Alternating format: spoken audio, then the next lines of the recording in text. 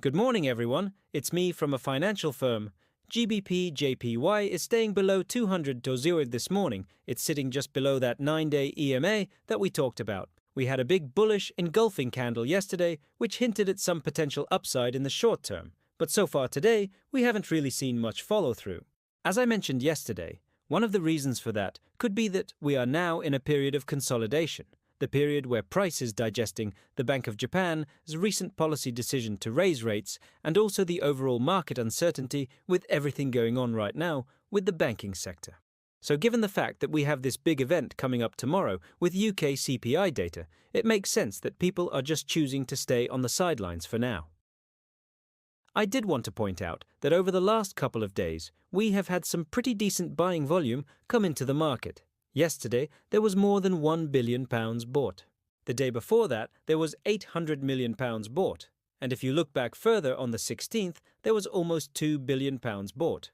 Now, I'm not saying that this is going to automatically translate into higher prices, because we've seen that when there's periods of consolidation, sometimes price can go in the opposite direction when it does break out. But I do think it's worth keeping an eye on because this could hint at how price could react when we do get that breakout. If you look back at the daily candles, you can see that yesterday's candle was a big bullish engulfing candle. That hints at some sort of short-term reversal. However, so far today, we're just seeing a regular candle with no real momentum behind it. So in terms of support and resistance levels, I did mention that the 9-day EMA is at 197.73. This has now flipped from being resistance to support. So technically speaking, as long as price stays above this level, then the short-term trend is still intact. However, we are now coming up to the 200 level.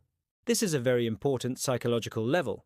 We've talked about this quite a few times over the last couple of weeks. If price can break above this, then it will signal that the short-term trend is now back in play. However, if price falls back below the 9-day EMA, then that would signal that the short-term trend has now failed. In terms of volatility, we're expecting volatility to pick up tomorrow with the release of UK CPI data. This could cause price to either break out above the 200.0s level or break back below the 9-day EMA. So it's worth keeping an eye on. And just lastly, I wanted to mention that the Bank of England's chief economist, Hugh Pill, is scheduled to speak today. He might drop some hints as to what the bank's next move will be at the next meeting. Of course, all of this will depend on what the CPI data shows us tomorrow.